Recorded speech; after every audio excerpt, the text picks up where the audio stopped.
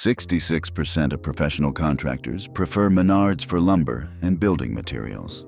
That number comes from a 2018 ProSales Magazine survey.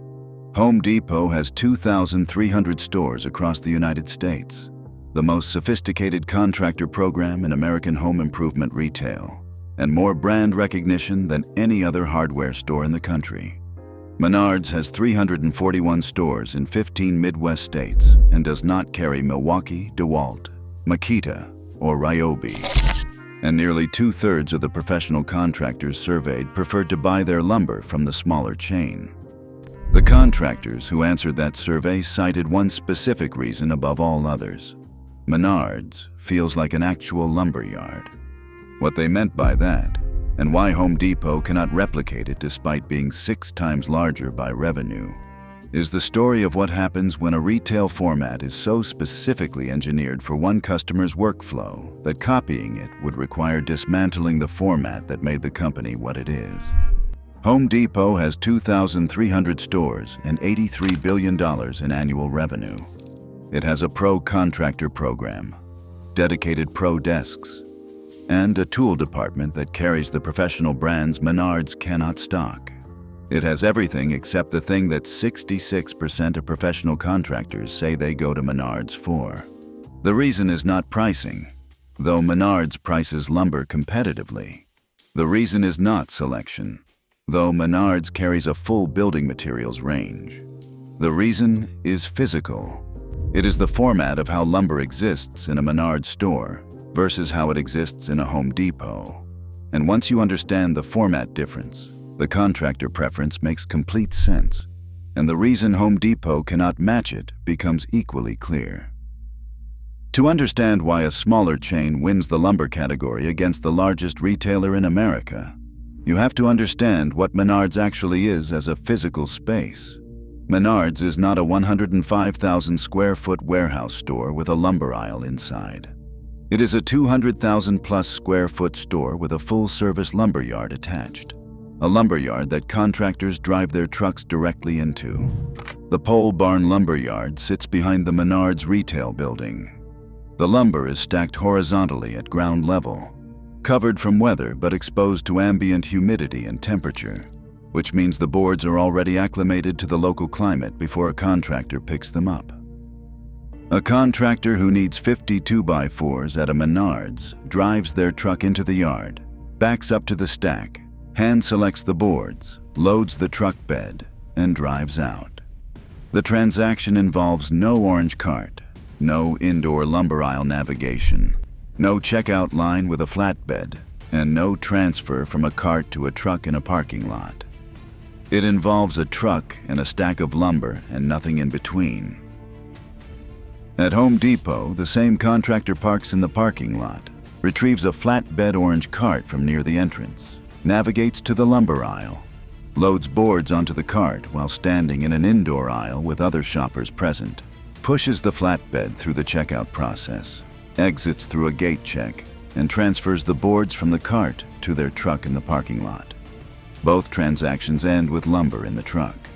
One takes approximately 15 minutes less per visit for a contractor who is running a job site where time is money. A contractor who makes 4 lumber runs per week saves approximately an hour of loading and unloading time per week by using Menards. That is the contractor preference explained in operational terms. Here is where the story stops being about store size and starts being about format. Home Depot's 105,000 square foot store format was designed for the consumer shopping experience. Efficient navigation, project-based merchandising, indoor climate control, the full brand selection that includes Milwaukee, Ryobi, and DeWalt. Those priorities produced a format that is excellent for the consumer who needs to find a specific product among 50,000 SKUs in a clean, navigable indoor environment. They produced a format that is specifically inferior to a lumberyard for the contractor who needs to load 50 sheets of plywood into a truck in under 10 minutes. The indoor lumber aisle is a consumer format solution. The drive-in pole barn is a contractor format solution. Both are good at what they are designed for. They are not interchangeable. Home Depot cannot replicate the drive-in model for three specific reasons that are structural rather than strategic. The first is the existing network. Home Depot has built 2,300 stores to the 105,000 square foot indoor warehouse format. The capital investment in that network is the basis of the $36 billion in long-term debt the company carries. Retrofitting 2,300 existing locations to include outdoor drive-in lumber yards with pole barn structures would require buying additional land adjacent to existing stores, land that is frequently unavailable in the suburban and urban corridors where Home Depot built its network, or rebuilding stores from scratch. Neither option is available within the quarterly earnings structure that Home Depot's public shareholders create. The second reason is site footprint. The Menards drive-in format requires the outdoor land area for the pole barn lumber yard in addition to the 200,000 square foot retail building. Menards acquired that land at lower cost in Midwest markets where it had first mover advantage and land was available at agricultural or light industrial prices. Home Depot's existing locations in suburban retail corridors typically do not have the adjacent land area available to add a drive-in lumber yard even if the company wanted to. The format advantage is partly a consequence of where Menards built its stores and when.